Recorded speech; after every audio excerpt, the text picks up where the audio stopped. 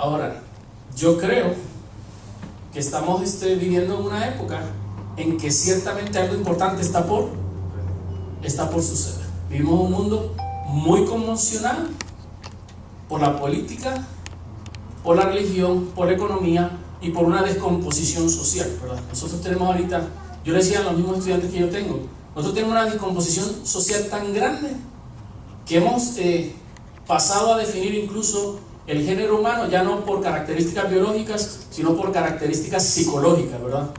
Así que hoy día se habla del género desde una perspectiva psicológica y no desde una perspectiva biológica. Y es interesante que los evolucionistas que se adscriben al modelo de la evolución y Darwin, donde la procreación, la postergación de la especie es lo fundamental, no dicen nada sobre el tema de qué, del transgénero y de las experiencias del mismo sexo. ¿Por qué? Porque son contrarias a qué modelo. Son contrarias al modelo evolutivo, son contrarias también al diseño bíblico. Pero los hombres de ciencia que no creen en la Biblia, aunque tienen la biología, no quieren que, aún en este ambiente están que están callados, porque no quieren ser vistos como personas que son que antagonistas. Pero vean, un lugar seguro que tenemos los cristianos para hablar acerca de esto de género es la biología. Todavía sigue siendo una definición de qué, una definición biológica. Todas las demás especies de este planeta funcionan a través de qué, de los géneros, en términos de su procreación, funcionan a través de qué. Y no quiere decir que no se manifiesten problemas, porque se manifiestan problemas aún en la naturaleza, pero ¿están destinados a postergar? No, están determinados a la extinción. Nosotros somos las únicas criaturas en el planeta que, contrario a nuestra biología, estamos ¿qué?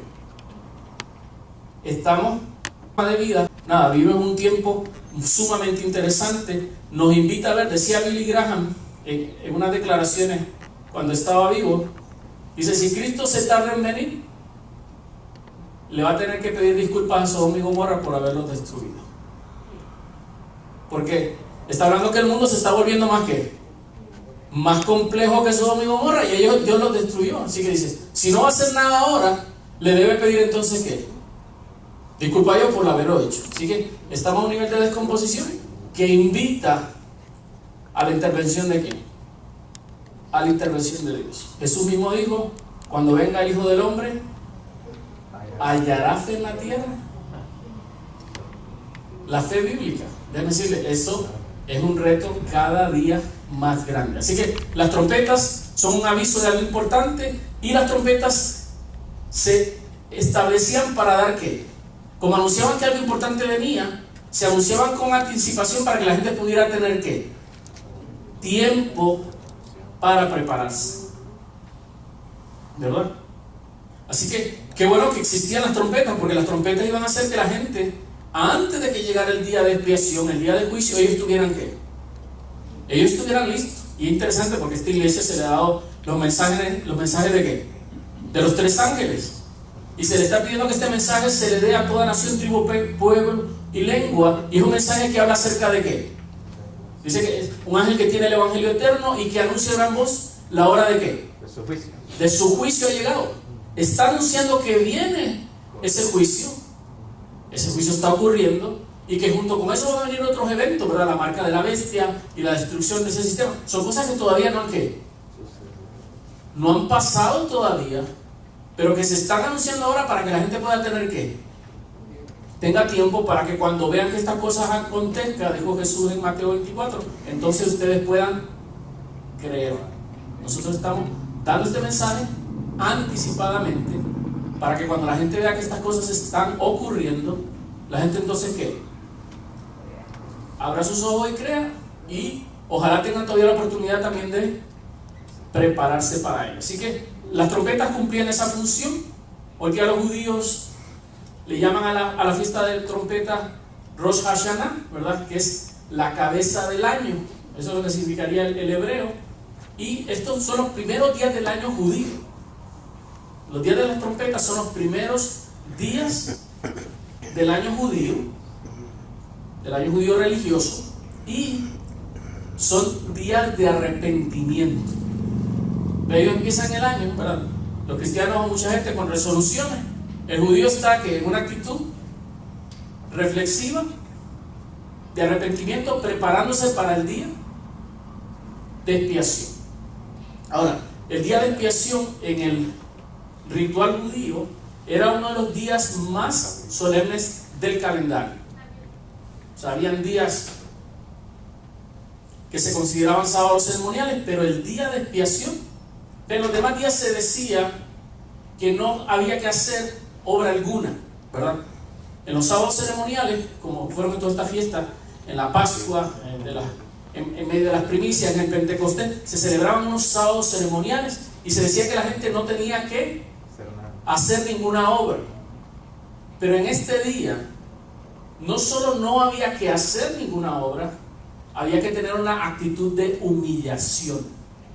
Así que era un día en que no se trabajaba, pero no se trataba incluso como un día en que no solo se trabajaba, sino que debía estar con una actitud muy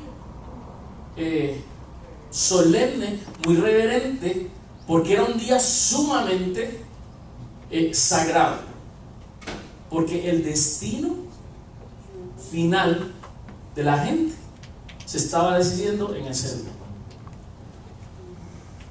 O sea, ese era, si lo pusiéramos en términos nuestros, ese era el día del juicio final. O sea, tu vida, el futuro de tu vida dependía de la decisión de qué, de ese día, y en ese día se iba a considerar todos los casos de la gente que vivía en el campamento, y si había sido consecuente a tu ofrenda, al arrepentimiento, tú ibas a seguir en el pueblo, o al ser purificado el santuario, si tú tenías una actitud rebelde contra Dios, ese día tú ibas a ¿qué? A ser cortado del pueblo. Así que era el día más solemne, y aquí vemos un ritual de las cosas que incluía esta celebración, ¿verdad? Dice que se escogían, aparte del sacrificio que el sacerdote tenía que hacer por él, después se tenía que hacer el sacrificio propio para el pueblo. Dice que se escogían 2 machos cabríos, uno para el Señor, ¿verdad? Uno para Jehová, y el otro para Azazel, ¿verdad? Que era una expresión de judía que muchos creían que era un símbolo de un príncipe de los demonios. Interesante, ¿verdad? Uno para Dios y otro para alguien opuesto a Dios. Dice que se escogían 2 y después se preparaba con incienso el lugar santísimo, ¿verdad? Para que el sumo sacerdote pudiera llegar a un momento en el ritual a entrar en él, y entonces después se sacrificaba el macho cabrío de Jehová.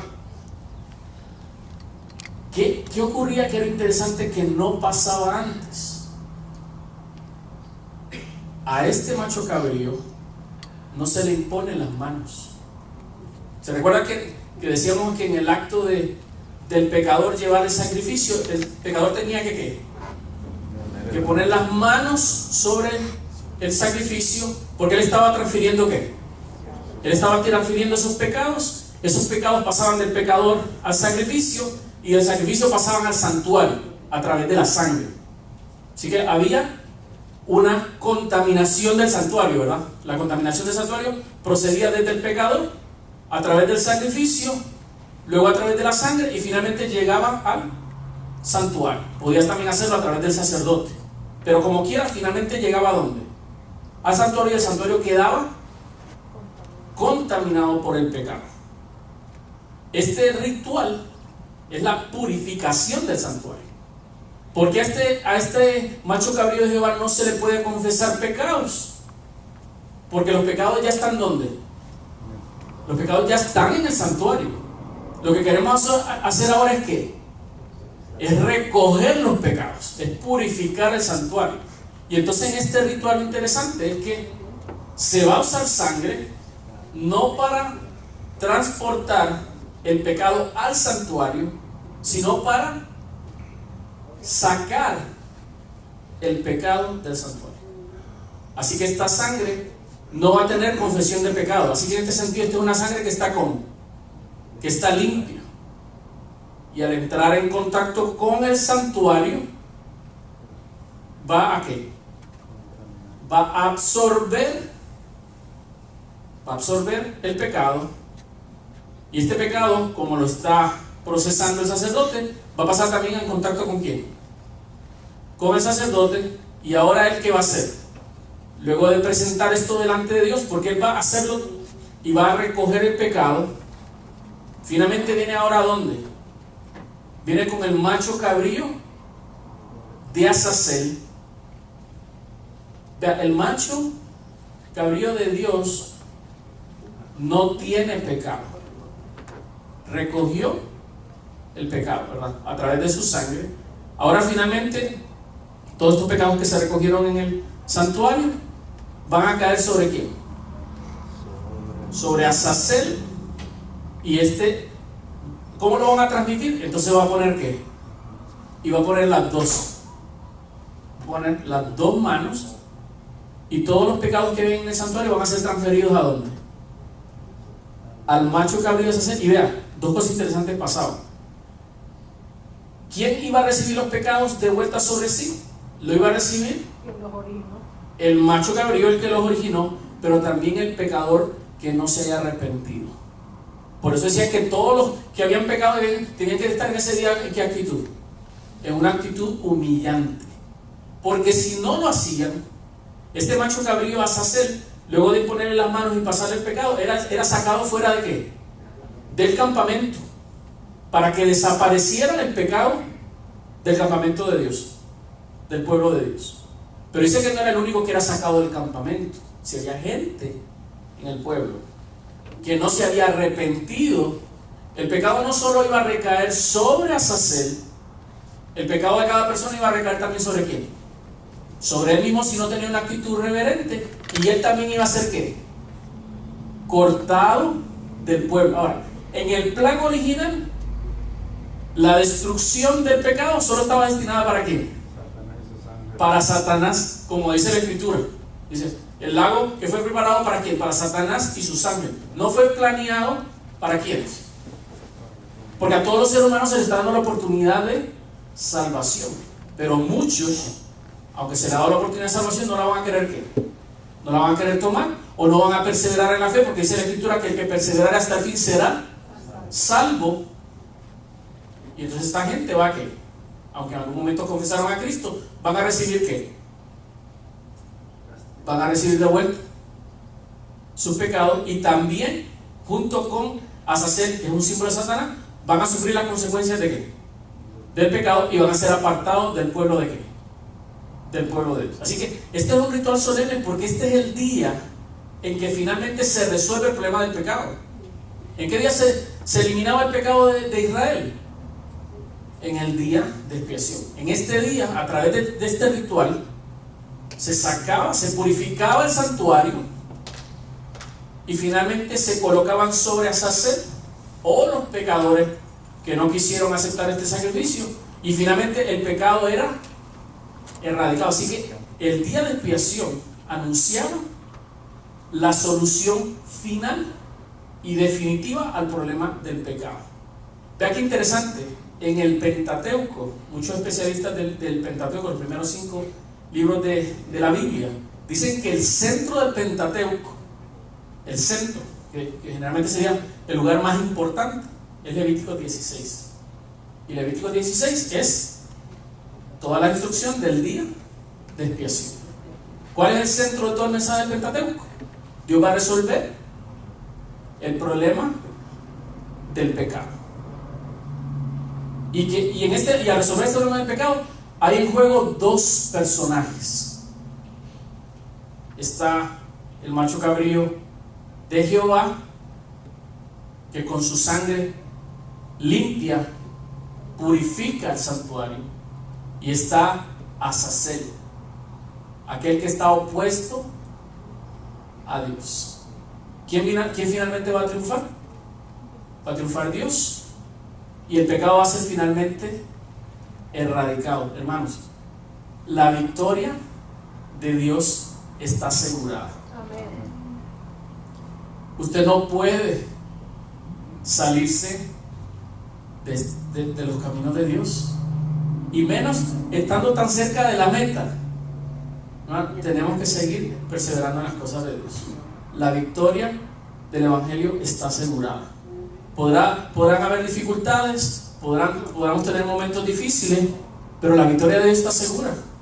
Así que este era el ritual más importante de todos los que había. Ahora vean las cosas que ocurrían. ¿Qué cosas profanaban el santuario? Dijimos que eran los pecados, y habían pecados que eran, algunos llaman los pecados fuertes. Vean, había pecados en el Antiguo Testamento que no se podía hacer sacrificios para expiarlos, y contaminaban el santuario. Así que no había ningún sacrificio que se podía hacer, pero Dios podía tomar la libertad de perdonarlo, pero no se iba a crear ningún sacrificio para perdonarlo. Por ejemplo, entre ellos estaba el asesinato. Porque imagínense que Dios hubiera creado un sacrificio para perdonar el asesinato. ¿Cómo hubieran pasado las cosas en Israel? Si uno podía hacer un sacrificio para arreglar haber matado a alguien, estarían las ovejas carísimas. Porque mucha gente, como pasó con las indulgencias, ¿se recuerda las indulgencias en la Edad Media? La gente podía comprar licencia para cualquier tipo de ¿qué? Había cierto tipo de pecados para los cuales no había ¿qué? No había ningún sacrificio, porque Dios estaba mostrando que no aprobaba ese tipo de ¿qué? De conductas, y el asesinato premeditado era algo que contaminaba el santuario. Por eso vean que interesante, cuando David peca, ¿verdad? Él mató a Urías Eteo. No hubo ningún sacrificio, y le dijo Natán: tú eres el que pecó, pero aquí Dios ha perdonado ¿qué? Dios te ha perdonado la vida, no morirás, le dijo. ¿Se recuerdan? Porque cualquier persona que asesinaba a alguien, no solo no había ningún sacrificio para perdonarlo, era digno de muerte. Así que, ¿quién podía perdonar este tipo de pecado? No era sacrificio, solo una acción directa de Dios desde el santuario podía permitirle a alguien que cometía un pecado como este ser perdonado. Pero aunque no había sacrificio, era interesante, ninguno de estos pecados hacía un sacrificio para llevarlo al templo y contaminar el santuario, ¿verdad? Porque como no había sacrificio, no llevaban ninguna ofrenda y no contaminaban con sangre el santuario. Sin embargo, el santuario era contaminado por estos pecados. Así que, aunque no llevaban su presencia a través de la sangre, la acción de cometer estos pecados contaminaban también ¿qué? El santuario. Otro era la idolatría, especialmente relacionada con el sacrificio de niños, porque recuerden, en el tiempo antiguo se practicaba sacrificios de niños. Hoy día hay una gran discusión sobre el tema de ¿qué? Vea, en el mundo moderno no sacrificamos a los niños, sacrificamos a algo más pequeños, ¿verdad? Y hay un gran debate sobre el tema de ¿qué? Sobre el tema del aborto. Vea, los problemas del mundo antiguo siguen siendo los mismos, solo que con algunos cambios de cosas. Seguimos teniendo muchas situaciones. Otra cosa era contaminaciones rituales. Había instrucciones de cosas que habían que hacerse. Por ejemplo, si tocabas un cuerpo muerto, había instrucciones de cómo te tenías que ¿qué? Lavar, unas reglas de limpieza. Descuidar las reglas de limpieza, que no era algo grave, que no era grave simplemente decir tocar un muerto, pero descuidar la regla era una actitud de rebelión. Si se te decía, cuando toques un cuerpo, cuando salgas del baño, lávate las manos, ¿verdad? Todo empleado, usted ha visto los anuncios, ¿verdad? Todo empleado de este restaurante, si viene al baño, ¿debe qué? Debe lavarse las manos. ¿Qué pasaría si el jefe de esa compañía se entera que el cocinero no está haciendo eso? Usted sabe que muchas de las contaminaciones de alimentación pueden ser producidas, ¿verdad?, por el manejo de la higiene, ¿verdad? El manejo de la higiene. Claro, algunos pueden ser en la planta misma de producción de los alimentos, pero algunos pueden ocurrir también ¿dónde? Cuando se averigua de dónde se proceden, puede ser el manejo de los alimentos en los restaurantes. Y si el dueño del restaurante se entera que intencionalmente se está descuidando esa regla, La regla como tal no es tan grave, no es que cometió un pecado, pero está mostrando una actitud ¿qué? Una actitud irresponsable y rebelde a una instrucción que es muy importante para el tipo de ¿qué? De situación que tiene, así que no tiene respeto por la instrucción del jefe. El jefe no puede estar con alguien así. Así que aquellos que descuidaban seguir estos rituales, también se consideraba que tenía una actitud ¿qué? Rebelde. Y vean, tú puedes estar en Israel y tú puedes ser una persona, como hemos visto, que comete errores. Y hay sacrificio y perdón para la persona que comete errores, porque una vez se da cuenta que tiene un error, ¿qué va a hacer? Lo reconoce y trata de resolverlo y trata de corregir la conducta. Pero una persona rebelde comete errores, pero ¿qué? No los reconoce y tampoco los llega a arreglar. El tipo de pecado que comete una persona rebelde se llama en la Biblia, en el Antiguo Testamento, el hebreo es peshá. Es el pecado de mano alzada. Este es el pecado de la gente que está en una actitud de rebelión contra Dios. Este tipo de pecado pudiera ser casi el pecado como el pecado imperdonable. ¿Por qué? Porque esta persona no se quiere arrepentir, está en un acto de conflicto y tensión con Dios, no quiere nada que ver con Dios. Y claro, si tú no te quieres arrepentir, ¿te pueden perdonar? No. Y el que está en una actitud rebelde, está en una actitud humilde y arrepentida. No, se está poniendo en un estado donde se le hace difícil a Dios ¿qué? Perdonarlo. Así que 3 tipos de pecados en el Antiguo Testamento. Uno era, peshá es el pecado de rebelión. Hay otros pecados. En la Biblia en español nosotros todos nos aparecen pecados a veces, pero la Biblia en algunas traducciones, por ejemplo, utiliza pecados, transgresiones e iniquidades. Las más graves son las transgresiones, porque esas son las que son peshá. Y eran tan graves que no había sacrificio para esos pecados. Simplemente Dios, que conoce los corazones, si miraba realmente un arrepentimiento genuino, podía perdonar. Y estos tipos de pecados contaminaban el santuario, y el día que se purificaba el santuario, estos pecados eran removidos del santuario. Los pecados de rebelión, los pecados de iniquidad y los pecados que violaban relaciones existentes. Eso es un dato interesante. ¿Qué ocurría en el día de expiación entonces finalmente? Solo para volver a retocarlo. Las cosas que ocurrían en el día de expiación eran 5 cosas. Los pecados del pueblo que se habían acumulado en el santuario, ¿verdad? Todo el año se habían ¿qué? Toda la gente que había llegado lo estaba acumulando. En ese día esos pecados iban a ser removidos de ahí. Así que el santuario iba a ser limpiado, pero también no solo iba a ser limpiado el santuario, como consecuencia de eso el pueblo también lo iba a hacer.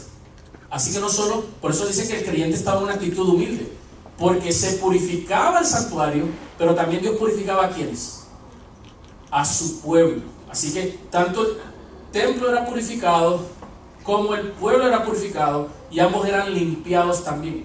Interesante, si usted lee el Ellen G. White hablando sobre la purificación del santuario, él utiliza esta misma declaración y dice que mientras Cristo está en la obra de la purificación del santuario celestial, que tiene que ver con una obra de juicio en la tierra, por la obra de Dios en nuestros corazones, Dios también está ¿qué? No solo se están removiendo los pecados en el cielo del santuario celestial, sino que se están removiendo ¿de dónde? De nosotros. Así que pasaba lo mismo que en el día de expiación. Se remueven del santuario, pero también se remueven del pueblo.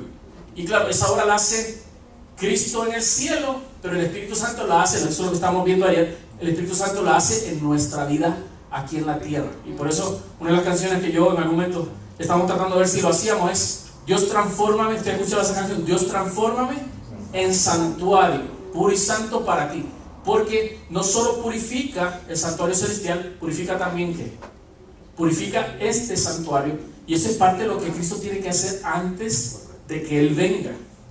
Así que ¿Cómo lo va a hacer? Bueno, el ritual diario era el que contaminaba el santuario, los sacrificios personales, y el día de expiación era el que los iba finalmente a quitar del santuario. Ahora, el día de expiación era también un día de ¿qué? Era un día de juicio. Y la gente lo miraba como un día en que se iban a evaluar sus casos. El tema de juicio asusta a todo el mundo. Es más, no importa lo que usted haya hecho, si a usted le llega una cita de la corte, usted se va a poner nervioso. Nos da miedo pensar que nuestra vida va a ser evaluada por otras personas, ¿o no? Usted puede estar seguro de que usted no hizo nada malo, pero le asusta que su vida sea minuciosamente evaluada por otra persona. Porque déjeme decirle, somos conscientes que no somos perfectos, ¿verdad? Y sabemos que alguien que si nos examina de cerca va a descubrir que ¿qué? Va a descubrir nuestras ¿qué? Imperfecciones. Porque déjeme decirle, en la iglesia nos vemos bien bonitos, ¿verdad? Bien vestidos, calladitos, bien amables, hermano, pero en la casa, en el trabajo, o cuando estamos molestos en el tráfico, cuando estamos jugando ciertos deportes, déjeme decirle, hermano, ¿no? ¿Usted cree que Jorge es el único que cambia cuando se enoja? Aquí hay cristianos que se transforman, porque no somos ¿qué? No somos perfectos, y solo la idea de que alguien nos va a evaluar de cerca nos da ¿qué? Nos da miedo. Y cuando se habla del tema del juicio y del juicio investigador en el mundo adventista, si la gente tenía un poquito de duda de su salvación, el tema del juicio le asegura completamente su inseguridad. Se siente completamente inseguro de que puede ser ¿qué? De que puede ser salvo. Porque dice, ¿quién me va a juzgar? Dios, a mí. Me juzga la gente y no sé si salga bien. Imagínense si me juzga a Dios. Mucha gente cuando piensa en el tema del juicio dice, yo pensé que iba a ir al cielo hasta que le hablaron del juicio.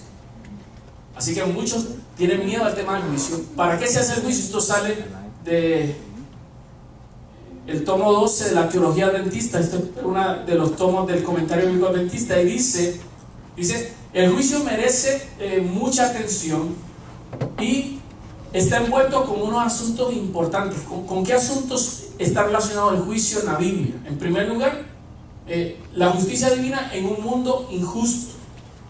¿Por qué es necesario el juicio? En algún momento Dios tiene que arreglar las cosas de este mundo, y hay alguien que tiene que juzgar correctamente todo lo que está pasando, la maldad de este mundo, la injusticia de este mundo. Vean, se quemó Notre Dame. ¿Te dio cuántos millones la gente está dando para reconstruirla? Vean, hay gente muriéndose de hambre en África, hay gente, vean, los centros de detención de inmigrantes en Estados Unidos ya están en crisis porque ya están llenos. Vean, es como si la gente, yo pensaba que esta retórica de Trump iba a desanimar a la gente a venir a Estados Unidos. La gente como que le dijeron, mejor hagámoslo ahora antes de que hagan el muro. La gente como que lo tomó así, porque están llegando ahora más que ¿qué? Más que nunca. El sistema mismo actualmente está colapsando porque ya no tiene espacio para más inmigrantes. Vean, estamos hablando de los que atrapan, no estamos hablando de los que no atraparon. Los que atraparon ya son tantos que ya el sistema, solo de niños habían 40,000 niños en los centros de detención, 40,000. O sea, en algún momento, en medio de nuestra incapacidad humana para tener un sistema justo, ¿verdad? Porque no digamos que no deben haber leyes, pero que haya justicia. Vean, el mundo corre con mucha injusticia. ¿Por qué necesitamos el juicio de Dios? Porque necesitamos que alguien finalmente haga ¿qué? Haga justicia en el mundo y ponga las cosas de una manera correcta, y Dios explique por qué finalmente permitió el sufrimiento. ¿Por qué Dios permitió estas cosas? El juicio es el que va a aclarar estas cosas. También es necesario el juicio porque es necesario que haya una retribución para las personas que hicieron el mal, aquellos que se salvaron de recibir castigo del mal porque tenían ¿qué? porque tenían dinero o porque tenían influencia. Hay gente que se ha escapado de la justicia. ¿Cuándo finalmente van a confrontar la justicia? Pues vean, se escaparán de la justicia de los hombres, pero no se van a escapar de la justicia de Dios. Y por eso el juicio es para castigar también a quién. Aquel, al impío, que hizo trampa y huyó de la justicia humana. El juicio, entonces, para el que sufre, para el oprimido, el juicio no es malas noticias, ¿son qué? Son buenas noticias.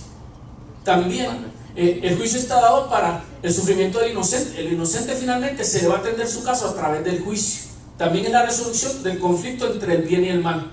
¿Cómo se va a resolver el conflicto del bien y el mal? Dios va a dar un juicio sobre estas cosas y finalmente, antes de que haya una ejecución del mal, debe haber un ¿qué? Debe haber un juicio, ¿verdad? Nosotros no pudiéramos creer que Dios simplemente, alguien hizo algo malo, bueno, vamos, fusilémoslo. No sería algo que justo. Esperamos primero, pero ¿y qué fue lo que hizo? ¿Y por qué lo hizo? ¿Y dónde lo hizo? ¿Y a quién se lo hizo? Todas estas preguntas se tienen que resolver a través de un ¿qué? A través de un juicio. Y no porque Dios lo necesite, sino porque lo necesitamos ¿quiénes? Lo necesitamos nosotros, para que haya una explicación y un razonamiento de por qué Dios va a eliminar a Satanás y va a eliminar también a ¿quiénes? A los pecadores. Porque vea, una de las cosas que nos va a pasar en el cielo, en primer lugar, llega al cielo, wow, qué sorpresa.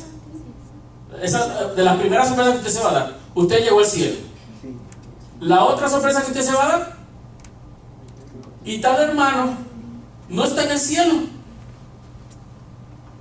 y tú no te lo crees, diciendo aquí falló algo en el sistema, algo, un virus en las computadoras celestiales. Entonces te van a tener que ¿qué? Te van a dar acceso al archivo. Debe decir, hermano, pues usted resuelva sus problemas con Dios ahora en privado, porque después su caso va a ser un caso abierto al público. Y aquellos que estén sorprendidos de qué le pasó a usted, hermano, van a ir al archivo suyo. Así que mejor resolver en privado las cosas con Cristo, que después que en el milenio la gente esté viendo qué le pasó a usted. Porque eso es lo que va a pasar. Mucha gente, pero ¿por qué no está ahí? ¿Pero cómo es posible que esto pasara? No creo que sea justo. Ok, revise el caso. Ah, Señor. Y la otra, ¿y este cómo es que llegó al cielo? Este está aquí. No puede ser. Es más, ¿será que yo estoy en el lugar equivocado? Porque si esta persona está aquí, tal vez yo no estoy en el cielo. Y va de nuevo también ¿a qué? A buscar en las computadoras. ¿Y? Hermano, no está ahí porque se arrepintió. El punto está, necesitamos resolver esto. Dios lo va a tener que resolver a través del qué. O sea, el juicio para nosotros son buenas noticias, solo que va a garantizar la seguridad en el reino de Dios. Vamos a poder confiar en que la decisión que Dios tomó es una decisión correcta y que está fundada en ¿qué? En evidencia. No simplemente fue capricho de Dios dejar a alguien perecer, o no es capricho de Dios simplemente tenerlo en el cielo. Estas personas dieron frutos dignos de arrepentimiento.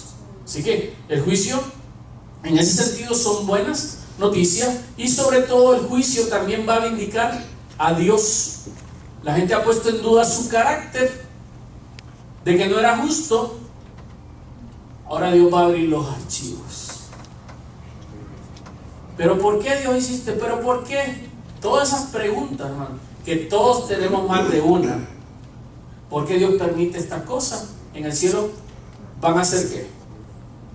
Es más, dice la sierva del Señor, Elena Joy, dice que al final de todo esto, hasta los pecadores van a decir: justos y verdaderos son tus juicios.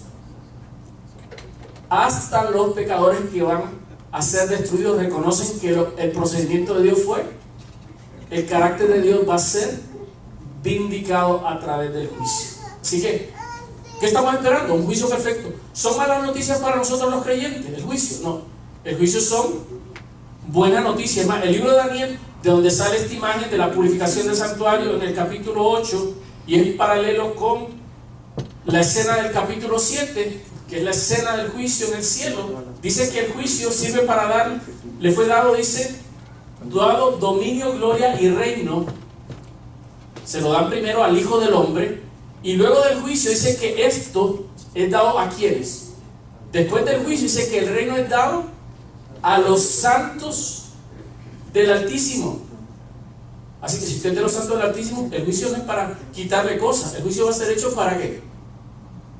Para darnos cosas, es para poder heredar el reino. Dice también que el juicio fue dado a los santos del Altísimo. El juicio está para favor nuestro, no está en contra de nosotros. El juicio, quiero decir, hermano, es a favor de los santos del Altísimo, todos aquellos que están oprimidos por la maldad de este mundo. El juicio es para hacer cuentas con los que lo están haciendo mal. Ahora, si usted no lo está haciendo bien, usted debe tenerle temor a qué? Al juicio. Pero si usted está con Cristo, usted no debe tener temor al juicio. Ahora, hay muchas formas de ver el juicio. Una forma de ver el juicio es que nosotros vamos a estar ante la presencia de Dios, y esa es la parte que nos asusta, ¿verdad? Que todos compareceremos, dice Pablo. Dice, ten cuidado cuando juzgue a tu hermano, dice, recuerde, con la vara con que juzgamos, vamos a ¿qué? Vamos a ser juzgados. Hermano, use la misericordia siempre para poder reclamar misericordia. No seamos severos cuando juzguemos a otras personas. Tratemos de ser misericordiosos. Y entonces Pablo le dice, tú juzgas a tu hermano, tú no sabes que todos vamos a comparecer ante ¿qué? Ante el tribunal de Cristo. Todos vamos a enfrentar el tribunal de Cristo. La pregunta es, ¿cómo lo vamos a hacer? Ahora bien, si esta es la imagen del juicio, hermano, y estas son una de las gráficas que nosotros hemos hecho en la historia del adventismo, ¿verdad? Si esta es una imagen del juicio, hermano, da miedo estar ahí. Y es como que si todo el mundo lo está viendo a uno, ¿verdad? Todos contra uno. No se siente una imagen muy alentadora, ¿verdad que no? Es una forma de ver el juicio. La mayoría de gente que le teme al juicio es porque se imagina algo así, ¿verdad? Jesús y todos los ángeles, la ley, y Jesús ahí con los libros, revisando todo, y usted ahí, que no sabe ni lo que está ahí en el libro, está aterrorizado. Otra forma de ver también es que nosotros haremos, ¿verdad?, el juicio, frente al juicio por nosotros mismos. Dice que comparecemos ante el tribunal de Cristo. Otra, vea esta imagen se siente un poquito mejor, ¿verdad? ¿Cómo es esta imagen? ¿Ve? Cristo, vamos a enfrentar el juicio, pero ¿quién va a ser nuestro abogado? Esta imagen da un poquito más de ¿qué? De aliento. Estamos enfrentando el juicio, pero no lo estamos haciendo ¿cómo? No lo estamos haciendo solo. Hijito, estas cosas escribo para que no pequéis. Pero si alguno peca, recuerde que ¿qué? Abogado tenemos, Él apela por nosotros, su sangre intercede por nosotros, Él muestra nuestras señales de arrepentimiento, Él dice, Él habla de su sangre. Debe decirle, un juicio sin abogado no es bueno un juicio sin abogado. Otra forma de verlo entonces es que Jesús va a ser nuestro ¿qué? Nuestro abogado. Y otra aún más todavía, de esta imagen es aún mejor todavía. Mire la primera. Este está como, este está solito, este está acompañado. Ahora usted nota esta otra. Ahí está el pecador todavía, ¿verdad que sí? Pero ¿quién está ahí? Cristo está adelante. ¿Sabe? Hay una declaración de Elena White que dice, no nos debe preocupar tanto, dice, qué Dios piensa de nosotros, sino qué piensa Dios de quién. Ahora, hay que estar en Cristo. O sea, tú tienes que estar oculto ¿en quién? En Cristo. Es más, todo el capítulo 8 de Romanos, después de hablar en el 7 que este cuerpo miserable, que lo que quiero hacer no lo hago, más gracias doy en Cristo, en Cristo, en Cristo, en Cristo. Eso es lo que Pablo va a repetir en todo el capítulo 8 de Romanos. tenemos que aprender a estar. Si permanecer en mí y en mis palabras, permanecer en Cristo. Y cuando viene el juicio, si estamos ocultos en Cristo, dice Elena White, dice, no te debes preocupar cómo Dios te ve, debes preocuparte cómo Dios ve aquí a Cristo, porque Cristo es tu mediador, Cristo es tu intercesor, Cristo es tu abogado, Cristo es tu sustituto. Dios te va a evaluar a través de quién, a través de Cristo. Pero tú tienes que estar en quién, tú tienes que estar en Cristo, tú tienes que permanecer en Él. Pero aquel que no permanece en Él está enfrentando el juicio ¿cómo? Solo.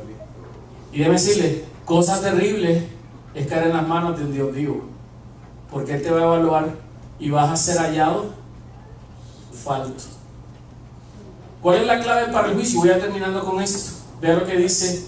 Voy a leer estos dos versículos y una cita de la sierva del Señor. Dice, la clave del juicio es el ¿qué? El amor. Eso lo dice la Biblia. Dice 1 Juan 4:17, en esto se ha perfeccionado el amor en nosotros, para que tengamos confianza en el día del juicio, pues como Él es, así somos nosotros en este mundo. En el amor no hay temor, sino que el perfecto amor echa fuera el temor, porque el temor lleva en sí castigo, donde el que teme no ha sido perfeccionado en el amor. ¿Usted quiere prepararse para el juicio, para salir bien el juicio? Tenemos que aprender a amar como Cristo amó.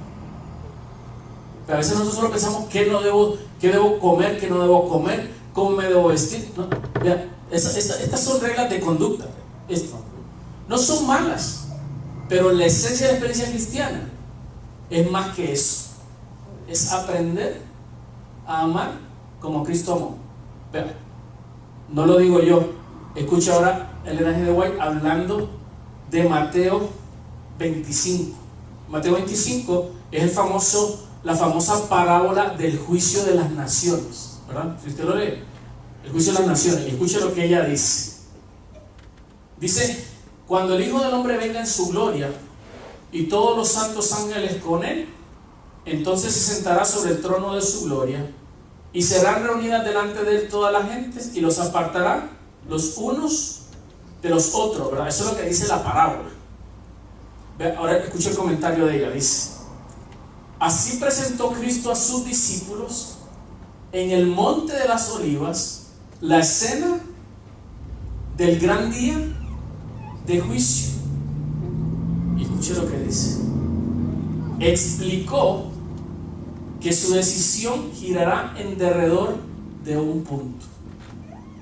¿En qué va a estar basada la decisión de Cristo? Cuando las naciones estén reunidas delante de Él, habrá tan solo dos clases, dos grupos, y su destino eterno quedará determinado por lo que hayan hecho o dejado de hacer por Él, por Cristo, en la persona de los pobres y dolientes.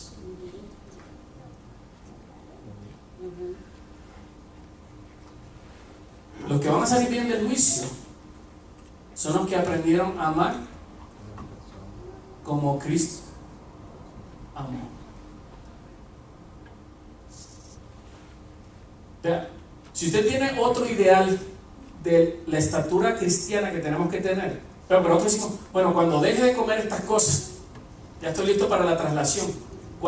Vea, esas metas son loables, pero el ideal de Dios no es ese. El ideal de Dios es más profundo, tiene que ver con el carácter, y es aprender a amar como Cristo amó. Es más, cuando hablemos sobre la Pascua y la cruz, usted sabe que el sello, que hablamos tanto del sello de Dios y solo hablamos del sábado, el sello de Dios tiene que ver con el carácter de Dios reflejado en nosotros. Y la esencia del carácter de Dios, ¿cuál es? Dios es amor. Así que, hermanos, ¿Qué reto tenemos para el juicio? Necesitamos crecer en amor. Necesitamos crecer en amor. Comenzando en el hogar, en la iglesia. Necesitamos aprender a amar como Cristo amó. Ese es el reto. Y no amar a Cristo, dice, es amar a otros como si fueran Cristo. Porque estuve desnudo y me vestiste, tuve hambre y me diste de comer, fui extranjero y me recibiste. Aprender a amar a todos y especialmente a los necesitados. Ese es el reto que nos puede preparar para el juicio. Dios lo que va a evaluar finalmente es nuestro corazón, y va a evaluar las motivaciones de nuestro corazón. Y la motivación dice: en aquellos que opera el constrictivo amor de Dios, no preguntarán cuál es la norma más baja que Él pide, sino que desearán hacer la mayor suma de bien. ¿Con qué entro al cielo? ¿Cuál es lo mínimo? Esa no es la actitud. Aspiramos a un servicio a Dios de amor. Así que Dios nos ayude, porque queremos llegar al juicio y ver que el juicio es algo positivo. El juicio está hecho para mostrar a los demás que amamos a Dios a través de nuestras relaciones con los demás. Y claro, yo les decía que esto es un gran laboratorio, ¿verdad? Porque hay personas que son fáciles de amar, ¿verdad que sí? Pero hay otros que son un poquito más difíciles. Pues hay que orar. Hay que orar por aquellos que se nos hace difícil que amar. Y al hacerlo, ¿sabes? Tal vez no estamos pareciendo a Cristo, porque eso es lo que Cristo hace. Ora por quienes, por todos aquellos que no lo aman. Jesús está tratando de salvar ¿a cuántos? A todos. Así que Dios nos bendiga y nos ayude para que cuando el juicio venga, vea, si estamos en Cristo, podamos estar seguros de que vamos a salir airosos y que son buenas noticias, porque Cristo lo que viene a probar es si estamos en Él y si estamos reflejando su amor a otros. Que Dios nos bendiga. Amén.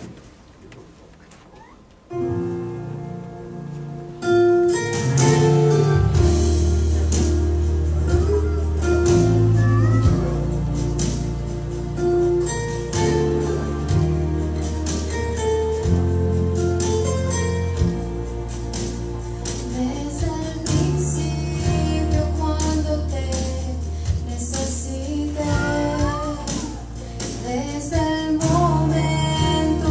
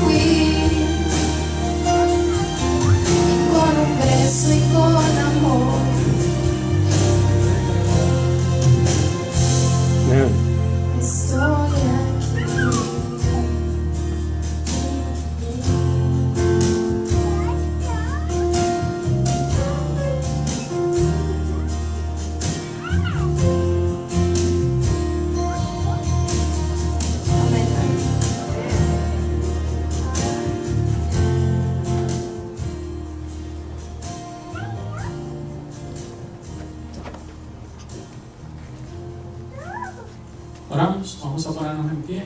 Damos gracias a Dios por la alabanza y nos recuerda que Él sigue interviniendo por nosotros y deseando ese amor que Él nos tiene, lo podamos recibir y lo podamos dar a otros. Oramos.